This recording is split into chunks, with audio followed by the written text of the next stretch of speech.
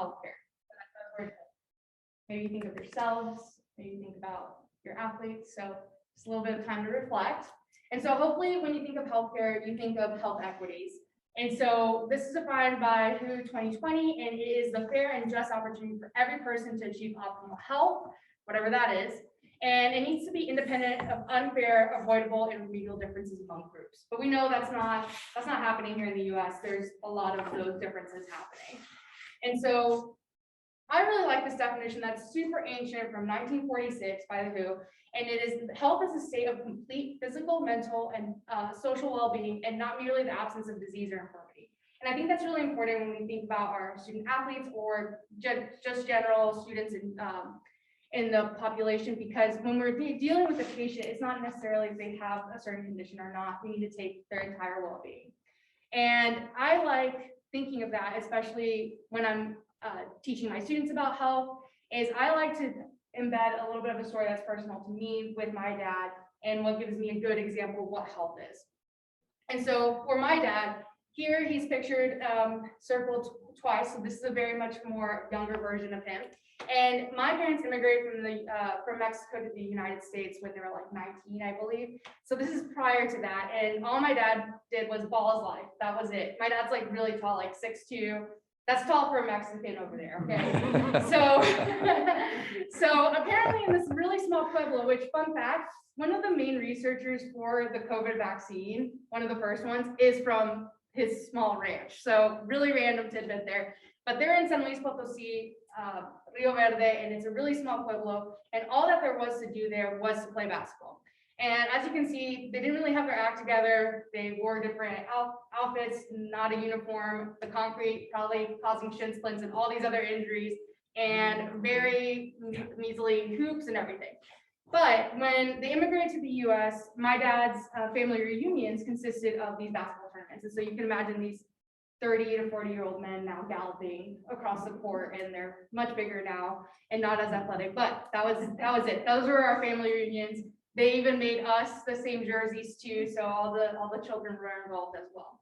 And the name of the jersey is really interesting too, because it's called the Witches. I can tell you the story with that afterwards, but funny name. So my dad created a logo, they're obsessed with it. But unfortunately, at one of these basketball family reunion tournaments, my dad tore his Achilles tendon. And so I was 12 years old when this happened, and we know what an Achilles tendon tear is, pretty severe there. And it was a big deal. I had never seen my dad in so much pain. So we're going to go through a timeline with this. And so this is actually in Houston, Texas, and we're from Arlington, Texas. And so we didn't have our local curandera that we typically see when we got any kind of aches and pains. So there we got recommended by a family friend to see a curandera that they had. And so here's a typical type of cultural injury management technique. So they essentially, if you get an injury or some sort of disease or whatever, they try to harness that into this egg cleansing. So has anyone ever heard about the egg cleansing before? Mostly from you though. Okay, awesome. Yep. So they were trying to put his torn Achilles tendon, they didn't know what was essentially an Achilles tendon tear, into this egg. Well, that obviously didn't work. Also, there's a manual therapy involved. You can only imagine how painful it was to massage an unattached Achilles tendon. Not fun for my dad. And so I'd never seen my dad cry in my life at this point. So he was feeling really bad. Some other really common treatments that we have in my culture that I think has carried over to westernized medicine now with our sports world is ventosas, so our fire cupping. And then over there on the right-hand side, you're seeing that the curandera, the healer woman, is analyzing the egg. So I also have gotten the egg treatment when, has anyone ever taken like a series of L's throughout the week? You're just like getting hit with a lot of negative energies and whatnot. So when you start getting those series of L's, you might go see a curandera so she can do an egg sweeping, and then they put all that bad juju in that egg, and then she'll analyze it. Reading it, she'll be like, oh yeah, it's probably that person that hates you that was wishing bad upon you. So that's all in here now, and you're good. And so you're like, okay, I can move on with my day.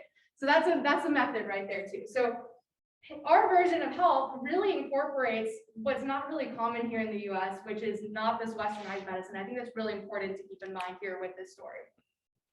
But obviously that didn't heal my dad's Achilles tendon. And we know that it's a really simple test.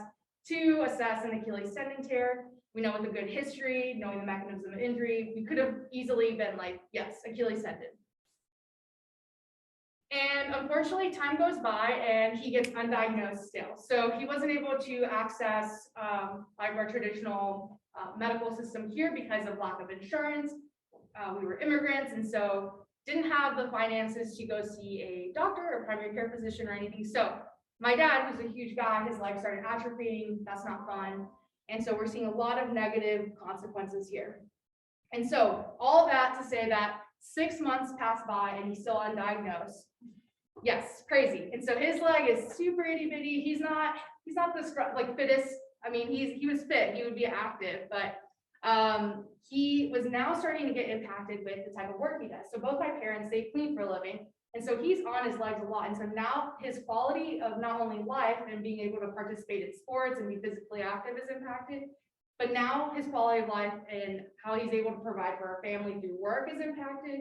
So a lot of aspects here to consider.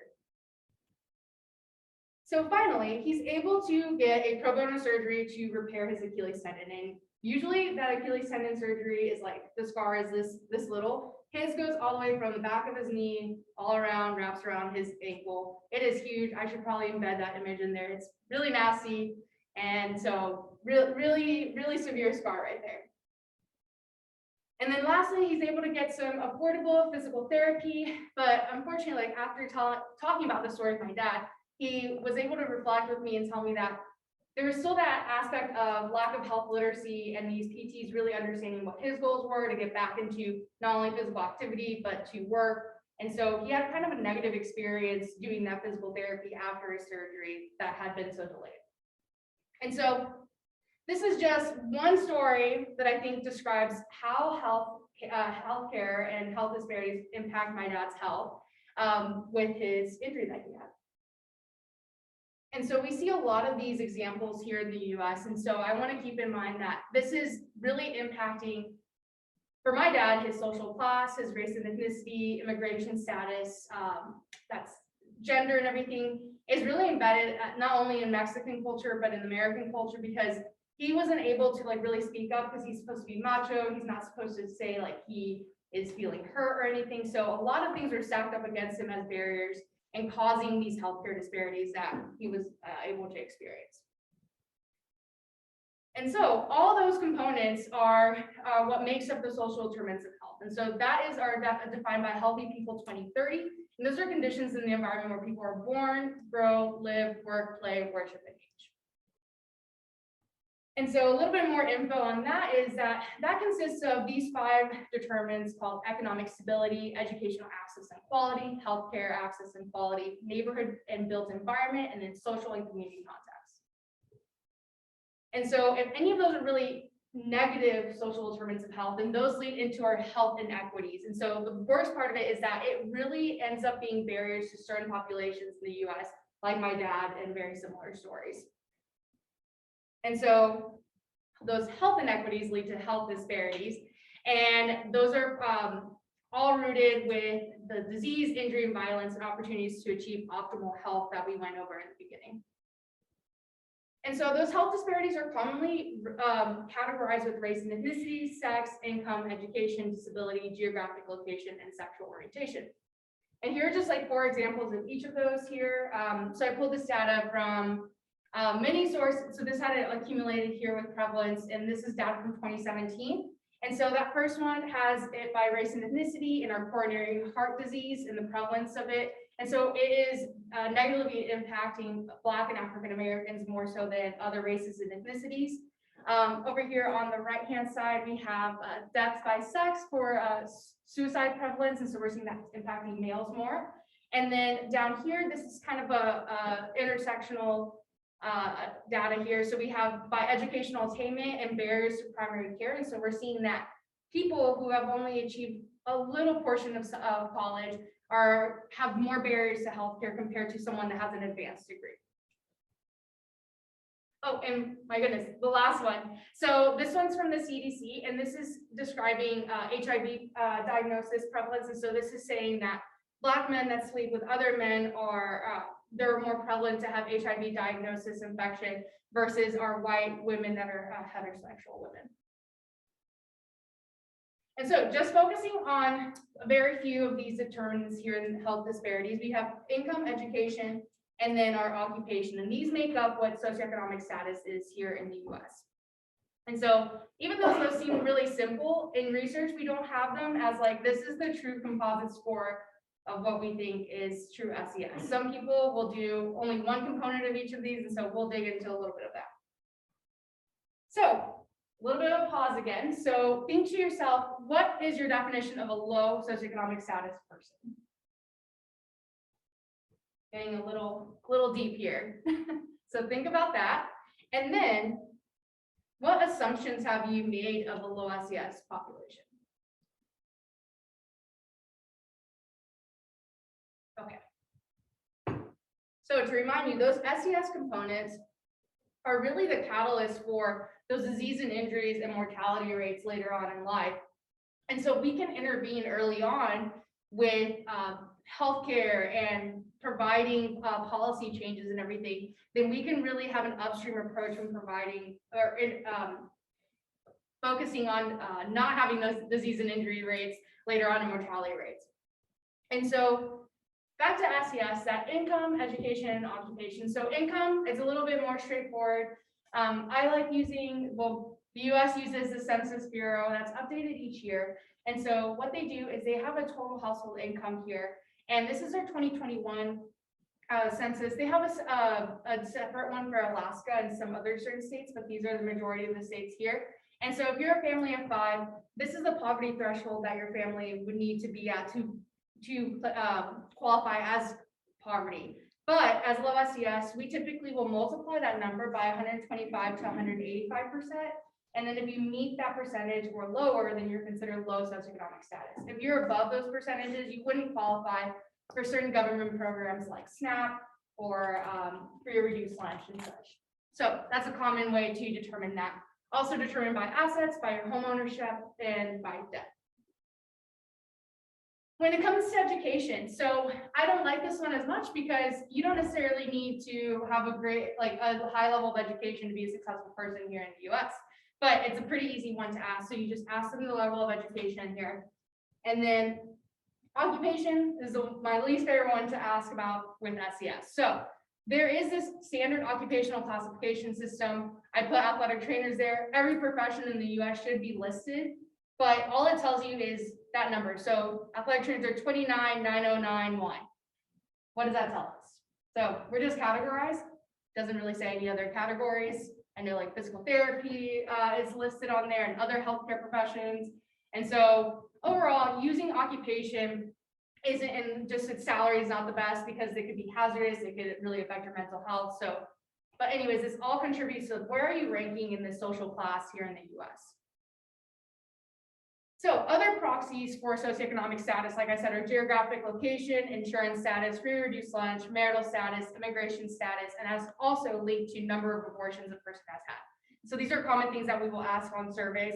I tend to not ask maybe the bottom two, but these are really important to consider, especially with the adolescent athlete, because if you think about it, you didn't get to pick your SES when you were born. You're born into it, and it's really hard to break that socioeconomic status cycle if you're not happy with it. So this kind of cycle that we have really fuels that underclass that we know here with that intergenerational poverty. And so sometimes I like to use markers like geographic location. So this is done by a really great researcher here named Amy Kind at Population Health. And so I really like this. This is at MSC. And so we're a really dark blue area, which is great. So that means that we're on a scale of 1 to 10, and 10 being the most disadvantaged and 1 being the least disadvantaged, or dark blue to dark red. We do have some gray areas. Those are lakes, or sometimes they're so away from a urbanized cluster that they can't even count it, or they don't have enough people in it. And so this is all data from the Census Bureau, considering crime rates, how close is it to a food desert or grocery store, all those components there. What is the median income there? And so I love colors, I love maps. This is really cool. And so over here on the right-hand side is a place in Texas. I always got to embed Texas since I'm from Texas.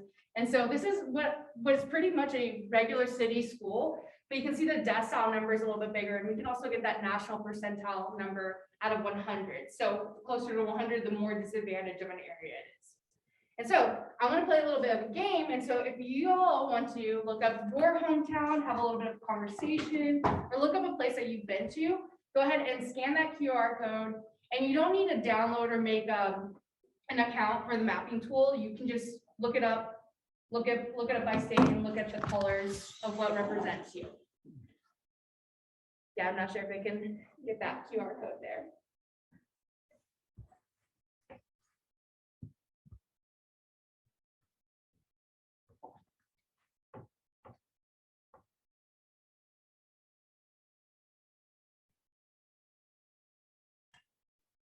So as you're doing this, as maybe like you look up your hometown, see if it's still representative of what you remember it as. Keep in mind, this is information, well, this is recently updated now. So for a while, it's just information from 2015, but now it's the most recently updated. So it might be different than when you lived there, or if you haven't been there in a while. So think, what are the colors next to the area? Is it, or are you in a red area and now just down the road it's blue, or reverse? So think about what's around there. What might be changing? What might be coming? Are some neighborhoods getting gentrified? Or is there a new sports stadium being built that's kind of increasing the economy there? So a lot of insight here to consider. Does anyone have any cool areas? Is anyone a gray area?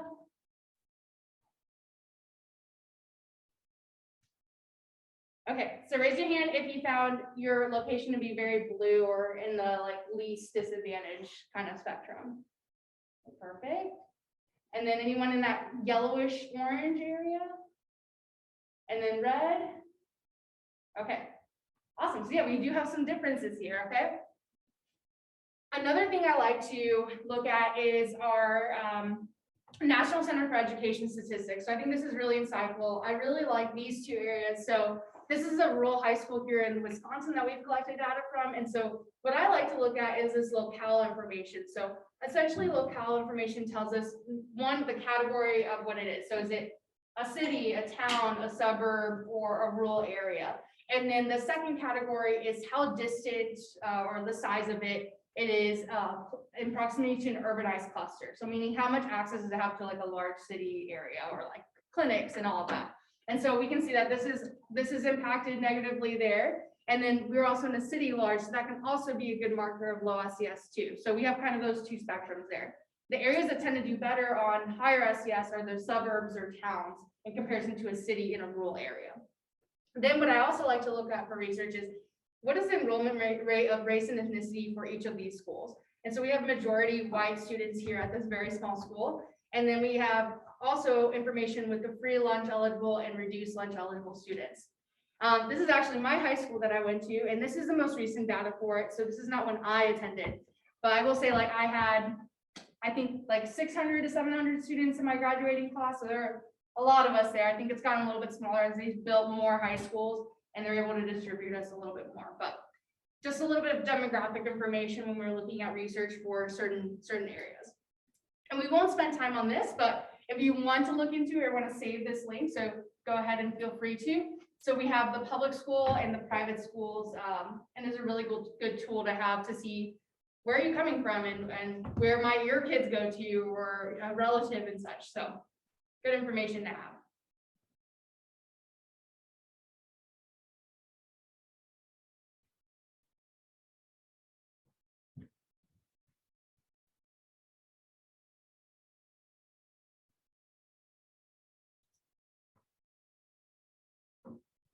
Okay, I think we got it.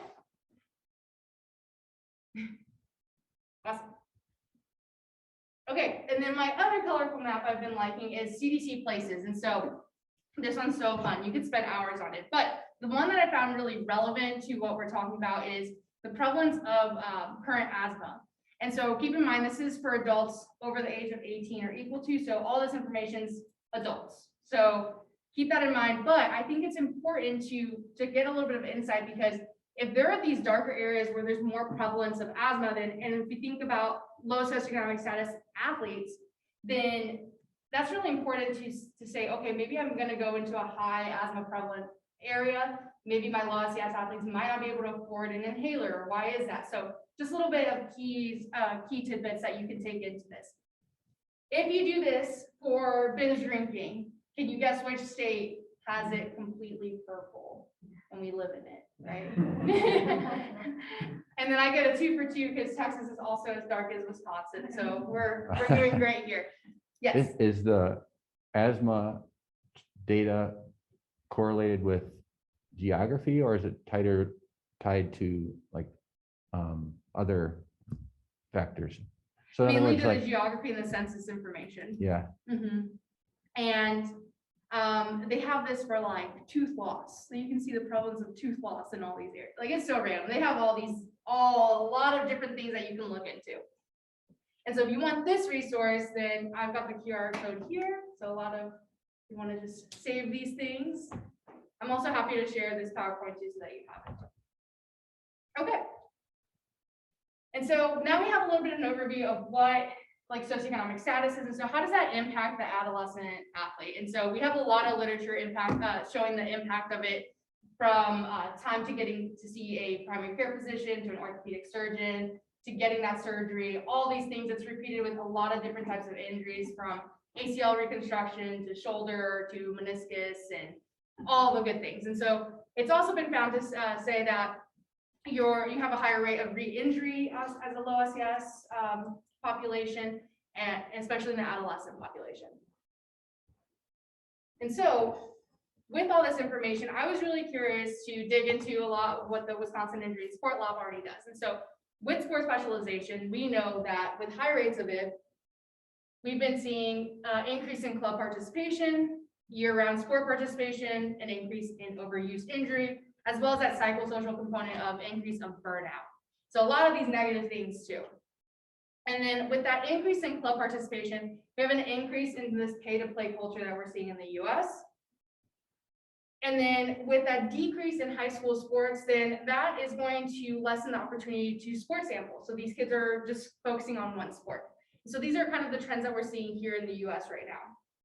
And so where does this leave the low SES athlete in this kind of youth sport culture that we have now? So that was a big question I had before starting my dissertation. I wanted to answer this. And so overall, what do we know about the low SES population? We know that they're typically publicly insured, and even if they have that public insurance, they're not going to use it and see a physician of any sort, or they're non-insured. We know that socioeconomic status is proportional to youth sport participation. So like the Aspen Institute of Sports has been really good about showing that if you come from lower total household incomes, then you're not going to have as much access or opportunities to sport participation in various sports. And then 2 studies have highlighted socioeconomic status being proportional to sport specialization, meaning that if you are higher socioeconomic status, you're going to be more likely to be highly specialized. But I have an issue with that because those 2 studies were done in a clinic setting. So we know that they're not going to maybe not be the most representative of low SES, a true low SES population, and then a club setting as well. So those fees are associated with sports. So I really wanted to get the true low SES population and ask them about what they think about these trends in sport, was my first aim of this study. And so I also threw a curveball for Dr. Bell, and I was like, let's do this as a qualitative study. He had never done qualitative research. And so I had to learn how to be a qualitative researcher with this, and I used this information to fuel my dissertation. It was really great. So in qualitative research, we don't have hypotheses. Really weird. So you can't go wrong. Like there's no way for you to fail, which is great. So you just say what it is. So there's no, significance or not. It's going to be significant. So that's great. I'm set up to win, gonna do great. And so what we do have is aims. And so the first aim is to explore the sport participation experiences of low SES parents of youth athletes. The second aim is to explore the barriers and facilitators of those experiences. And so I will digress a little bit. So before starting this process, I did my preliminary exams. And so those professors are asking you like hypotheticals of like, what would be the study that you'd want to do? And so I picked phenomenological methodology. And then that committee member's like, well, now you got to do it. And I'm like, wait, no, that was like a hypothetical. I'm not wanting to do I wanted to do like maybe descriptive qualitative research, like easy stuff collected on a survey. No, he's like, oh yeah, now you got to do it. Now you got to do this really hard process. So we're going to talk about it. And so when you do a phenomenological study, you want to try to get a conceptual framework because you're trying to get as much validity involved with this qualitative study because it's a little bit ambiguous, right? And so I took our typical theory, plan, behavior, and just said, this has been used for physical activity. And so I just changed some of those components to reflect the trends in youth sport culture that we see. And so we have those attitudes towards sport specialization and sport participation, the subjective norms with youth sports in general, and then what are their perceived behavioral controls? So meaning what can they do to influence that behavioral intention and see if they can sport specialize, and is that impacted by their socioeconomic status? Okay, so then with phenomenology, then you can choose whatever methodology you want. And so I chose interpretive phenomenological analysis. So IPA, and I always joke, this is not the beer, so it's not as fun, right? And so with IPA, it's rooted in phenomenology, which that's the method. Then we have hermeneutics and idiography. So what the heck does that mean? So I've got an okay at explaining this. So phenomenology, we're studying the phenomenon of low SES youth sport parents and their experiences, right? And so hermeneutics is another layer. So that is these parents reflecting back on their experiences and trying to make an understanding of this phenomenon. Okay, that's layer one. Idiography is me as the researcher and the research team trying to make an understanding of my experiences, of their experiences of that phenomenon. Okay, and then lastly, the big layer is how am I presenting this information to y'all so that your experiences are embedded into these experiences of mine with my participants' experiences of this phenomenon, okay? So all these layers, really fun. A little bit of a nutball there, but overall, what were our methods with this? And so we try to be really tedious with this in a phenomenological approach. And so we did a parent recruitment survey, and so that was based on that total household income eligibility. So this is actually collected in 2020, and so that census information was a little bit different, but we look at how many people are in your household, what is your total household making? So sometimes these families have like grandma, grandpa, aunts and uncles living with them. So we needed to know all the numbers there. And then what was the total household income there? And then we did that 125 to 185% qualifier. So then from there, they took another survey, which is our typical sports participation survey that we give out in the whistle. So related to sports specialization. And then from there, we did a semi-structured interview guide based on that survey. So we just looked at the responses and had a conversation about why did they say this? So a little bit more in depth there. During this interview, we did during and post-interview notes. So this is me taking notes during the interview, like, oh, that sounds interesting. And then after the interview, me reflecting on how well did I interview? Oh, I asked that question a little bit weird. Let's tweak it. I didn't like the way this flowed, stuff like that. So as we're developing with each of these participants, that's really important to take note and reflect on how am I trying to implement this methodology. So this is all recorded through UW Zoom, and then we sent it to a transcription service. So yeah, thank you, Vlada and NITA, because I did not want to type all that out. So keep in mind, if you ask a parent about sport and their kid, they're going to talk forever. And so these are like 25 pages, single space, talking about sports, which is great. So we had plenty to talk about. And so something else that we do to add validity to the study is we do this method called member checking. And so once I get these transcripts all nice and pretty, and I de-identify and everything, I send it out to the participant, and they have an opportunity to review this whole transcript. They can tell me, oh, I don't want that included anymore, or hey, I actually meant this, or let's edit this. And so that gives them the opportunity to tell me exactly what they meant. And then that IPA, not the beer thing happens with each of these 12 participants. Okay, and so what is IPA necessarily? It's all these steps. And so we had the first 3 authors read each of these transcripts multiple times, listen to the audio multiple times, and then we each separately came up with emergent themes.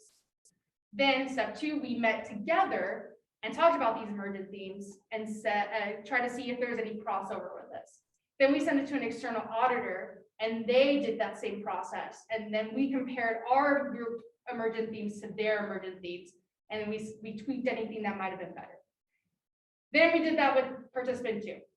So we did this with 12 participants, and in the end, I have this really nice, like, grounded themes that I think might be it, and I presented to our lab, which are not qualitative researchers, which is great, because then it needs to make sense to them as well, and we need to tell the best story as possible. So very tedious, and we did 12 participants because that's when we met this this concept of data saturation, which is weird. It's not like a power analysis, you kind of guesstimate. And so once people are starting to say the same things, that's around 12 participants, and we met that data saturation. Okay, and so to assess quality, we implemented Yardley's 4 principles. So sensitivity, context, that's how rooted am I in those aims that I explained in the beginning. Commitment and rigor, doing all the IPA process. Transparency and coherence, that member checking. Also at the beginning of these interviews, I would say my positionality. So who am I? Where am I coming from? Oh, I was a low SES athlete too. Oh, I come from an immigrant family. So building up that rapport, that trust, and then that way these participants know that where I'm coming from. And then that impact and importance is how well am I presenting this information to you, getting this published in the end. Okay. So for these participants to be eligible, they had to identify as a parent, and their kid had to be between the ages of 8 and 18 years old. And they had to participate in some sort of organized sport, and they had to qualify as a low SES family with that total household income. And then they did that sport participation survey, and then we did that follow-up interview. So overall, our participant demographics, this is really fun. So these are all fake names, and I'm really proud of these names because I did them as very famous athletes of their kids' sports. So that was my way of coming up. You could do flowers, you could do whatever you want as qualitative. So those are just the names I came up with. And so we had predominantly female parents in this study. We had a mixed bag of different child sex here.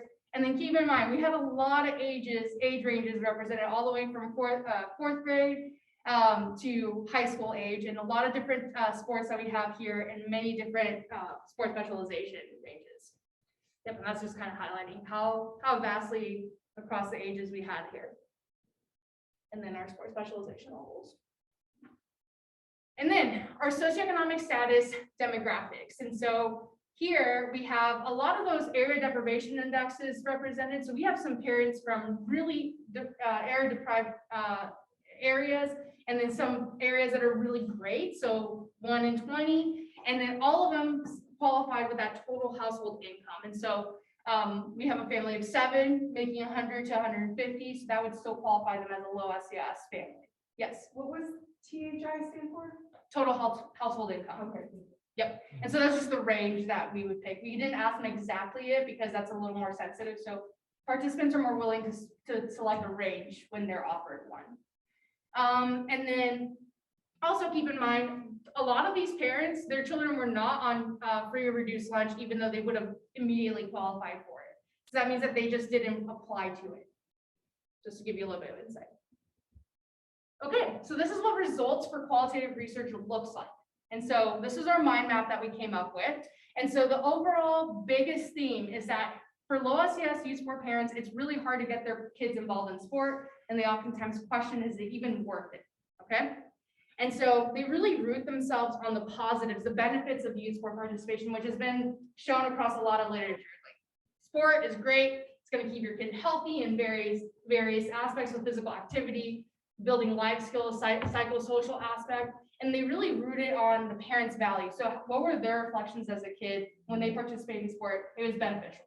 So we have a lot of parents, all these parents value sport. Of course, that's the demographic we're interviewing. But the most interesting thing that we saw was breaking the socioeconomic status cycle. And so for this, Abby says that she's breaking the SES pattern through sport, because through sport, their lives would change. And so that's our first quote there. Katie says that that's how you got a better life. And so her husband was an immigrant. And so that's how he was able to come to the US, is on a rugby scholarship. And so they're trying to implement the same with her son to level up in society. Diana says that you don't have the temptation of going out and doing things you shouldn't be doing and not getting in trouble with the law. So sport gets them rooted in the positive aspects here. And so even though there's a lot of positives, there's a lot of negatives for these youth sport families. And so this has also been shown across literature with time and money. We said it with those trends in sports. Sports are really expensive. They take a lot of time, that year-round play. But this youth sport culture was a very unique theme here on these negatives and barriers. So Sarah says that a coach at the high school level told her middle school daughter that if your girls did not play in this league, so outside the high school setting, that they wouldn't be able to play on the high school team. So kind of limiting that access to the people that can't afford the club version, the travel version of these teams. Lisa says that she has a little bit of sense of hopelessness here because she has no chance of catching up to the kids that have been able to be doing club in comparison to her that's been able to put her kids in the rec version of those sports. And so how do they overcome these negatives and barriers? So they have a lot of strategies. And so from planning, kinship, and sport selection. And so kinship means that a lot of these single mothers in this study were able to really rely on each other and carpool, get kids to and from practices. So Serena describes this as a well-oiled machine. Sport selection. So Diana was really logical with this. And so she picked a sport that didn't have a lot of equipment fees. And so she said that track is a sport that doesn't matter your financial background. Missy says that she actually plans way ahead of time. So she starts saving for those August sports all the way back in January to make sure that she has that pool of money for her kids to participate in high school sports. And then lastly, I think this is the most impactful theme here, facilitators. So we have affordable teams and supportive coaches. And so Sarah says that they're fortunate enough that they have a school district that lets them rent out the gym without gym fees. And so making that sport participation more accessible for these low SES families. And supportive coaches. So this coach isn't really trying to promote that sport specialization trend that we're seeing in the US. So he's really trying to promote multi-sport participation and trying to make it accessible, and it aligns with these parents' values. And honestly, without even asking them, the theme of athletic trainers came up. So that was really crazy. I was really excited about that. And so Katie says that she's really thankful that her son is able to have athletic trainers in the high school setting as a football player because it makes them feel a little bit better about participating in sport, and it makes it safer. They're able to afford, I mean, it's free. They're able to get access to equitable healthcare in the high school setting. Missy says that she trusts her athletic trainer because her athletic trainer knows their socioeconomic status situation and is able to really customize their the care that they get. And so she respects their athletic trainer when they do say, hey, you do need to refer out, even though I know your situation. So there's that trust there. And so that theme was really impactful for me. And so this really led into what I know in public health is with those different levels of prevention. I really think that athletic trainers are great at all of them.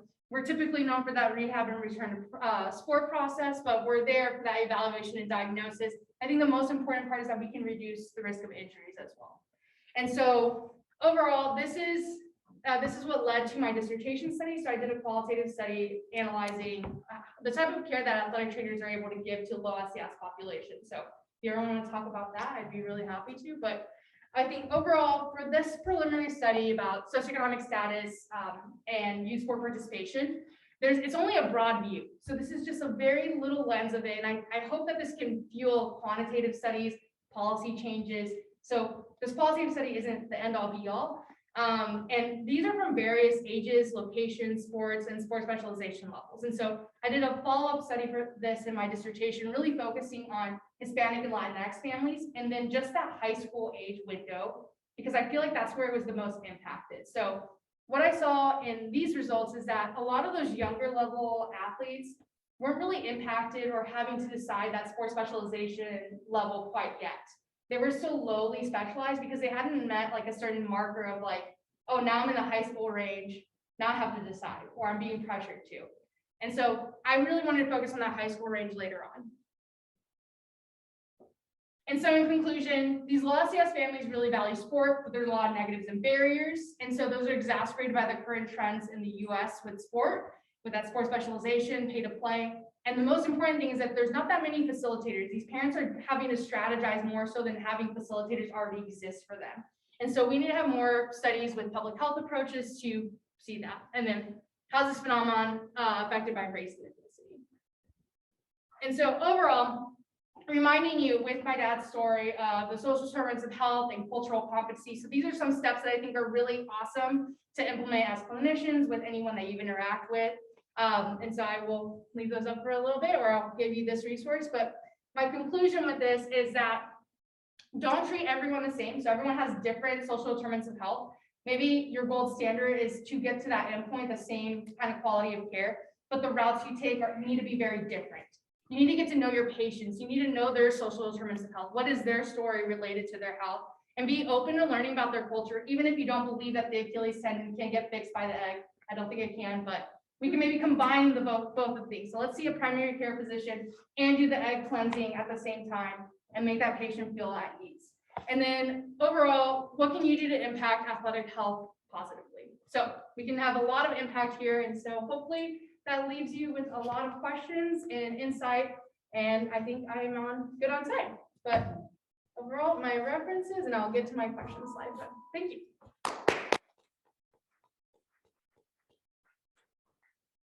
Fascinating, Mayrena. Thank you. Thanks. Thank you so much. What questions do we have?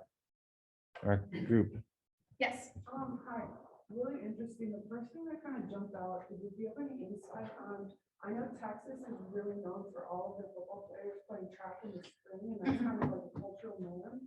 And I'm wondering why you think that's not spread across the US to keep sports specialization down. With football, Yeah, like in most common sport in US, in football, I think is probably the sport that has the least amount of club participation outside of the fall season. yes, that's And correct. I'm wondering what you think about that and how. Well, because it's so rough on your body, you can only take so many hits to the head, right? And so I think coaches are really good about that and saying, okay, yeah, I want to keep the longevity of this athlete. And so, yeah, we do need to do a different sport in the off season. But I don't want other sports to also be avoiding head hits as well and then trying to do the off season. So I think it's primarily because of that. Yes. Any other questions? Yes, Eliza? So one thing that I've been looking into recently is the impact of the environment on low SES groups. Specifically, the graph that caught my eye was the asthma graph in the US. And we, like in the industrial times, all of the low SES groups are kind of forced into places with the worst environment where there would be a ton of, like exhaust from the factories and stuff like that, and having to probably be the one that works in those factories, so they're like exposed to it all the time. And I was just wondering if there was anything that you noticed on like environmental impact in low SES groups while you were doing like your own research. More so with not environmental, but more like geographic location, like what stuff do they have access to? They're not gonna, like they have to drive further for like actual competitive teams, like they can't do that because they don't have transportation, or there's not essentially a bus system that they can use or that, but not so much the environmental impact of it. But honestly, you can go so many routes with this type of research, so yeah, you should do it. Any other questions? I have a question about, so the research, your research and of your whole lab is so important, and I wonder about strategies for going from research to practice and getting people to adopt some of these things, because some of the importance of your findings is challenging those who are professionalizing sport, meaning that they need to, or they proclaim to need to charge in order to, sustain their clubs. So how do we get this message to families, and how do we enact change with what we know is right, but there's this powerful force of, the kind of capitalistic aspects of sport? So I think it was Sarah in this group that has kind of found like a utopia of that sport participation and then being a low SES family themselves. They were really wanting to ensure like they mobilize as parents. And so they were volunteering as much time as they could and taking shifts to cut down those fees related to sport, getting coaches in the community that really align with their values, because there are some coaches that will still volunteer their time to provide competitive type of coaching. And then I think it's just trying to go against the grain. I know it's really tough, but really rooting yourself on like, let's make sport fun. Let's have it more rooted so on the benefits of sport participation versus the competitiveness and winning only. So it takes like some really stubborn parents out there, which is great because I had a lot of them in this study. They obviously volunteered their time to share their voice and speak up against kind of the sport trends that we're having right now. Thank you. Yes. What kind of differences do you see in your results from the participants who had a higher income rate? So like 125,000 is a lot more different than $25,000 for a family income. Did you see any particular differences there? Was that discussed? But keep in mind, there's like maybe 7 to 9 people in their household. The only differences I saw is they were able to lean a little bit more on that kinship side. So they were able to get like the older siblings to help out with some of the aspects with the younger siblings in sport versus like the lower income, like the range for money wise, not necessarily total household income calculation.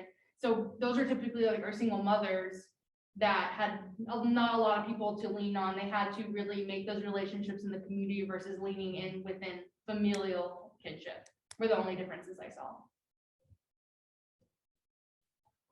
Yes, sir.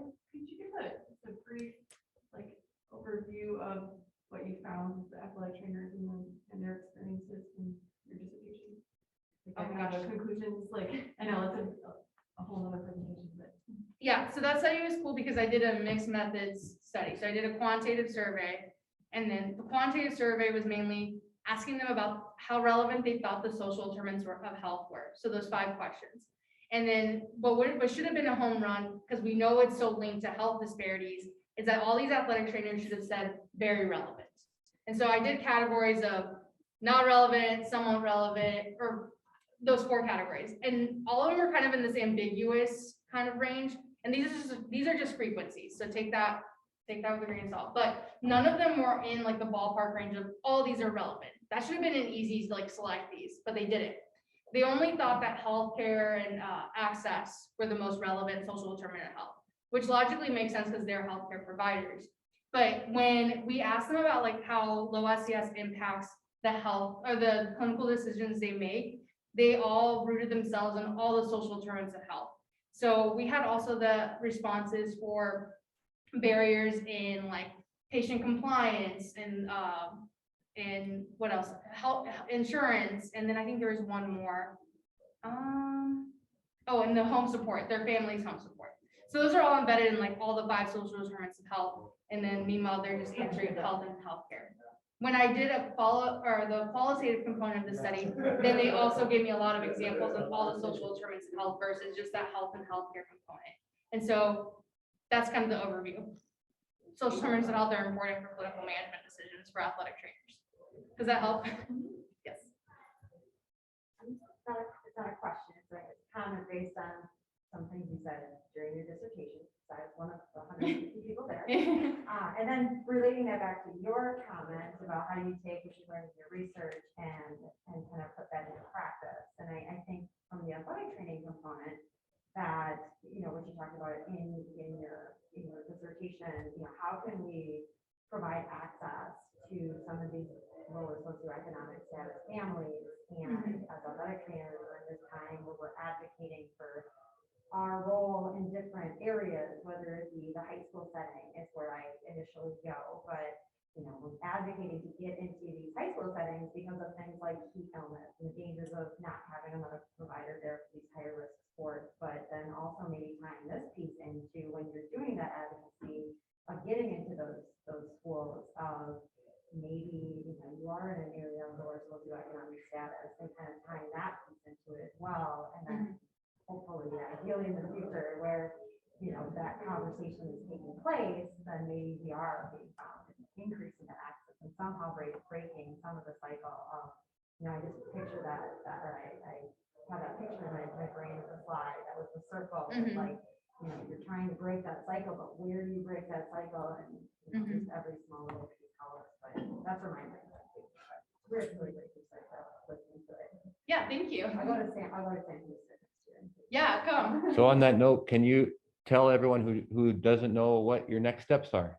Yes, so I accepted a tenure track assistant professor position at Sam Houston State University. So I'll be going back down to the south. So I'm in my full loop here, and I'm really excited to keep doing this research. So I have like in mind to do a toolkit for athletic training programs to give them insight about socioeconomic status, so that they're a little more prepared to maybe see those barriers and negative consequences of low SES and the type of healthcare they have to provide.